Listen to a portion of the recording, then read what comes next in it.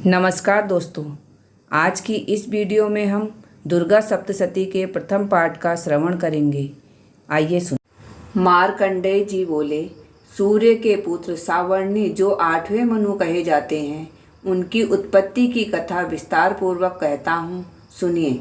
सूर्य कुमार महाभाग सावर्णी भागवती महामाया के अनुग्रह से जिस प्रकार मनवंतर के स्वामी हुए, वही प्रसंग सुनाता हूँ। पूर्व काल की बात है।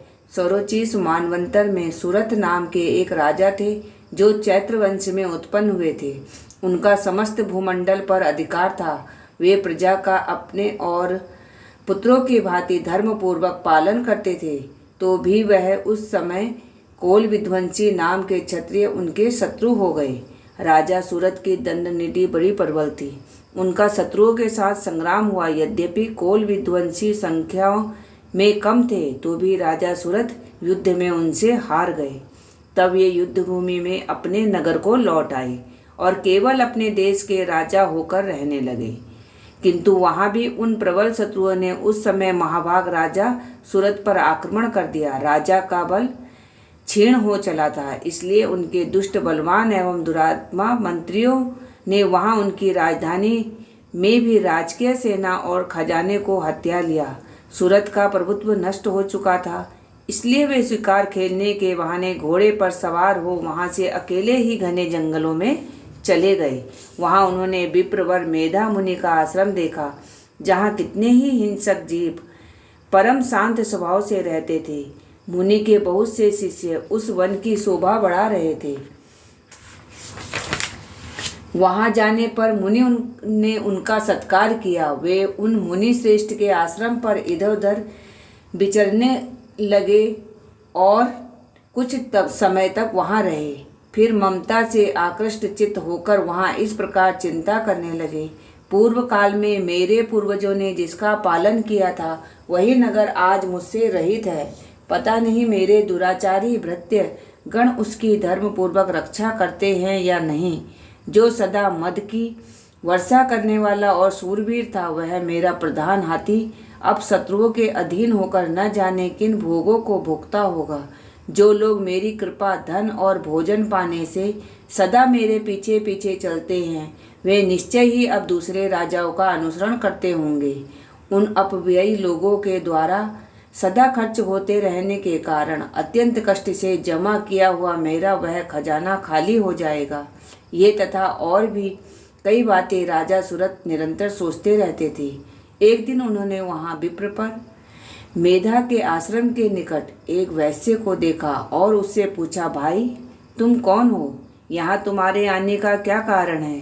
तुम क्यों शोकग्रस्त हो और अनमने से दिखाई देते हो? राजा सूरत का यह प्रेम पूर्वक कहा हुआ वचन सुनकर वैश्य ने विनती भाव से उन्हें प्रणाम करके कहा, राजन, मैं धनियों के कुल में उत्पन्न एक वैश्य हूँ। मेरा नाम समाधि है। मेरे दुष्ट स्त्री पुत्रों ने धन के लोभ से मुझे घर से बाहर निकाल दिया है। मैं इस समय धन, स्त्री और पुत्रों से वंचित हूँ। मेरे विश्वसनीय बंधुओं ने मेरा ही धन लेकर मुझे दूर कर दिया है, इसलिए दुखी होकर मैं वन चला आया हूँ। यहाँ रहकर मैं इस बात को नहीं जानता मेरे पुत्रों की, स्त्री की और स्वजनों की कुशल है या नहीं। इस समय घर में वे कुशल से रहते हैं या उन्हें कोई कष्ट है? वे मेरे पुत्र कैसे हैं? क्या वे सदाचारी हैं या दुराचारी हो गए हैं? राजन ने पूछा, जिन लोभी स्त्री पुरुष पुत्र आदि ने धन के कारण दोनों ही तुम्हें घर से निकाल दिया, उनके प्रति तुम्हारे चित्त में इतना स्नेह बंधन क्यों है? वैसे बोला, आप मेरे विषय में जैसी बात कहते हैं वह सब ठीक है, किंतु क्या करूं? मेरा मन निष्ठुरता नहीं धारण करता। जिन्होंने धन के लोभ में पड़कर पिता के प्रति स्नेह, पति के प्रति प्रेम तथा आत्मीयजन के प्रति अनुराग को तिलांजलि दे मुझे घर से निकाल दिया है, उन्हीं के प्रति मेरे हृदय में इतना स्नेह है। महामते, गुणहीन बंधुओं के प्रति जो भी मेरा चित्त इस प्रकार प्रेम मगन हो रहा है, यह क्या है? इस बात को मैं जानकर भी नहीं जान पाता। उनके लिए मैं लंबी सांसें ले रहा हूँ और मेरा हृदय अत्यंत दुखित हो रहा है। उन लोगों में प्रेम का सर्वथा अभाव है तो भी उनके प्रति जो मेरा मन निष्ठुर नहीं हो पाता, इसके लिए मैं क्या करूं? मार्कंडेय जी कहते हैं, ब्राह्मण, तदंतर राजाओं में श्रेष्ठ सुरत व समाधि नामक वैश्य दोनों साथ साथ मेधा मुनि की सेवा में उपस्थित हुए और उनके साथ यथा योग्य न्याय कुलन विनयपूर्ण बर्ताव करके बैठे। उसके बाद वैश्य और राजा ने कुछ वार्तालाप आरंभ किया। राजन ने कहा, भगवान, मैं आपसे एक बात पूछना चाहता हूँ, उसे बताइए। मेरा चित्त अपने अधीन न होने के कारण वह बात मेरे मन को बहुत दुखी देती है। जो राज्य मेरे हाथ से चला गया है उसमें और उसके संपूर्ण अंगों में मेरी ममता बनी हुई है। मुनि श्रेष्ठ, यह जानते हुए भी अब मेरा नहीं है। अज्ञानी की भांति मुझे उसके लिए दुख होता है। यह क्या है? इधर यह वैश्य भी घर से अपमानित होकर आया है। इसके पुत्र स्त्री भृत्यों ने इसे छोड़ दिया है। स्वजनों ने भी इसका परित्याग कर दिया है, तो भी यह उनके प्रति अत्यंत हार्दिक स्नेह रखता है। इस प्रकार यह तथा मैं दोनों ही बहुत दुखी हैं, जिसमें प्रत्यक्ष दोष देखा गया है। उस विषय के लिए भी हमारे मन में ममता जनित आकर्षण पैदा हो रहा है। महाभाग, हम दोनों समझदार हैं, तो भी हम में जो मोह पैदा हुआ है यह क्या है? विवेक शून्य पुरुष की भांति मुझ में और इसमें यह मूढ़ता प्रत्यक्ष दिखाई देती है। ऋषि बोले, महाभाग, विषय मार्ग का ज्ञान सब जीवों का है।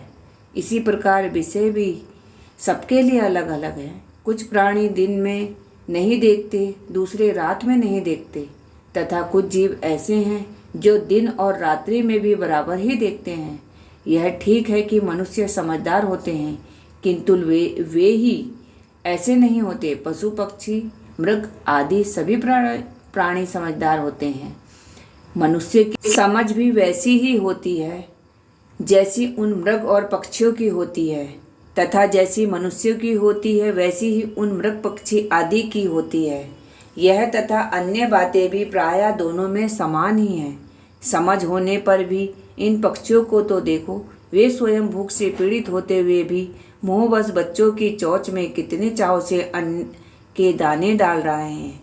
नरश्रेष्ठ, क्या तुम नहीं देखते कि ये मनुष्य समझदार होते हुए भी लोभवश अपने किए हुए उपकार का बदला पाने के लिए पुत्रों की अभिलाषा करते हैं? यदि उन सब में समझ की कमी नहीं है, फिर भी वे संसार की स्थिति बनाए रखने वाले भगवती महामाया के प्रभाव द्वारा ममतामय भर से मुक्त हो मोह के गहरे गर्त में गिराए गए हैं। इसलिए इसमें आश्चर्य नहीं करना चाहिए। जगदीश्वर भगवान विष्णु की योग निद्रा रूपा जो भगवती महामाया है, उन्हीं से यह जगत मोहित हो रहा है। वह भगवती महामाया देवी ज्ञानियों के चित्त को बलपूर्वक खींचकर मोह में डाल देती हैं। वे ही इस संपूर्ण चराचर जगत की सृष्टि करती हैं, तथा वे ही प्रसन्न होने पर मनुष्यों को मुक्ति के लिए वरदान देती हैं। वे ही परा विद्या, संसार बंधन और मोक्ष की हेतु भूता सनातनी देवी तथा संपूर्ण ईश्वरों की अधीश्वरी हैं। राजा ने पूछा, भगवान, जिन्हें आप महामाया कहते हैं वे देवी कौन हैं? ब्राह्मण, उनका आविर्भाव कैसे हुआ तथा उनके चरित्र कौन कौन हैं? ब्रह्मावेत्ताओं में श्रेष्ठ महेश से उन देवी का जैसे प्रभाव हो, जैसा स्वरूप हो और जिस प्रकार प्रादुर्भाव हो, वह सब मैं आपके मुख से सुनना चाहता हूँ। ऋषि बोले, राजन, वास्तव में तो वे देवी नित्य स्वरूपा ही हैं। संपूर्ण जगत उन्हीं का रूप है तथा उन्होंने समस्त विश्व को व्याप्त कर रखा है। तथापि उनका प्राकट्य अनेक प्रकार से होता है, वह मुझसे सुनो। यद्यपि वे नित्य और अजन्मा हैं, तथापि जब देवताओं का कार्य सिद्ध करने के लिए प्रकट होती हैं, उस समय लोक में उत्पन्न हुई कहलाती हैं। कल्प के अंत में जब संपूर्ण जगत एकांत में निमग्न हो रहा था और सबके प्रभु भगवान विष्णु शेषनाग की सैया बिछाकर योग निद्रा का आश्रय ले सो रहे थे, उस समय उनके कानों के मैल से दो भयंकर असुर उत्पन्न हुए, जो मधु और कैटभ के नाम से विख्यात थे। वे दोनों ब्रह्मा जी का वध करने को तैयार हो गए। भगवान विष्णु के नाभि कमल में विराजमान प्रजापति ब्रह्मा जी ने जब उन दोनों भयानक असुरों को अपने पास आया और भगवान को सोया हुआ देखा, तब एकाग्रचित्त होकर उन्होंने भगवान विष्णु को जगाने के लिए उनके नेत्रों में निवास करने वाली योग निद्रा का स्तवन किया, जो इस विश्व की अधीश्वरी, जगत को धारण करने वाली, संसार का पालन और संहार करने वाली तथा तेज स्वरूप भगवान विष्णु की अनुपम शक्ति हैं। उन्हीं भगवती निद्रा देवी की भगवान ब्रह्मा स्तुति करने लगे। ब्रह्मा जी ने कहा, देवी तुम्ही स्वाहा, तुम्ही स्वधा और तुम्ही वष्टकार हो। स्वर भी तुम्हारे ही स्वरूप हैं, तुम्ही जीवनदायिनी सुधा हो। नित्य अक्षर प्रणम में आकार, उकार, मकार 3 मात्राओं के रूप में तुम्ही स्थित हो तथा इन 3 मात्राओं के अतिरिक्त जो बिंदु रूपा नित्य अर्ध मात्रा है, जिसका विशेष रूप से उच्चारण नहीं किया जा सकता, वह भी तुम्ही हो। देवी तुम्ही संध्या, सावित्री तथा परम जननी हो। देवी तुम्ही इस विश्व ब्रह्मांड को धारण करती हो। तुमसे ही इस जगत की सृष्टि होती है, तुम्ही से इसका पालन होता है और सदा तुम्ही कल्प के अंत में सबको अपना ग्रास बना लेती हो।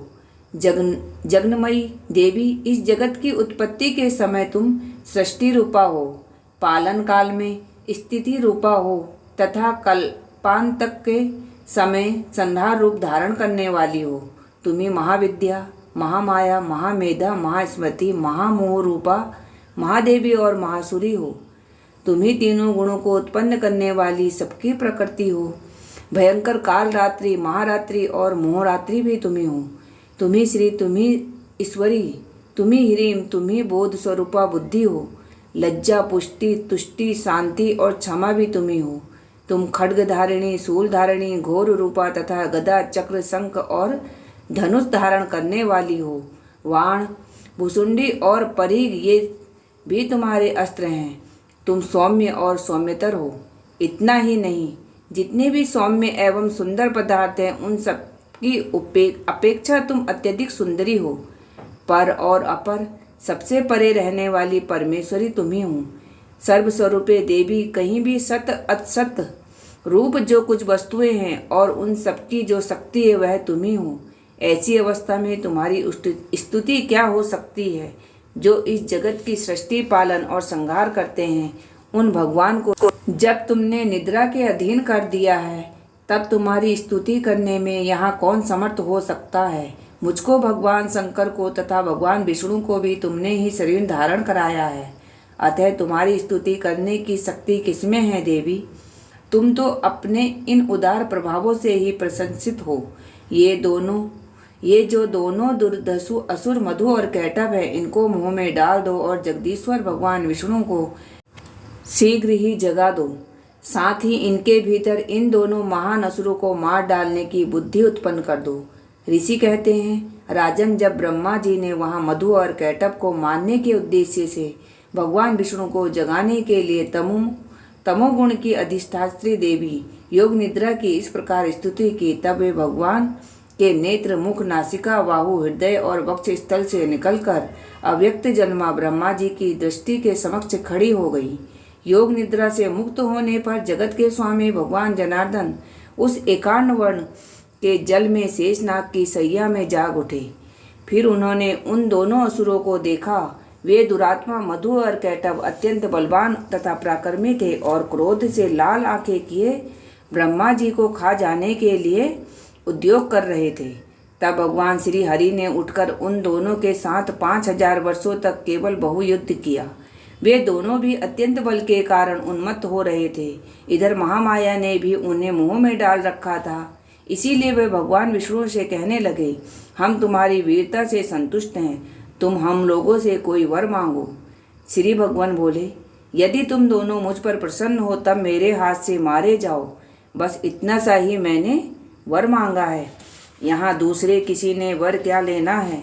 ऋषि जी कहते हैं, इस प्रकार धोखे में आ जाने पर उन्होंने संपूर्ण जगत में जल ही जल देखा तथा कमल नयन भगवान से कहा, जहाँ पृथ्वी जल में डूबी हुई न हो, जहाँ सूखा स्थान हो, वहीं हमारा वध करो।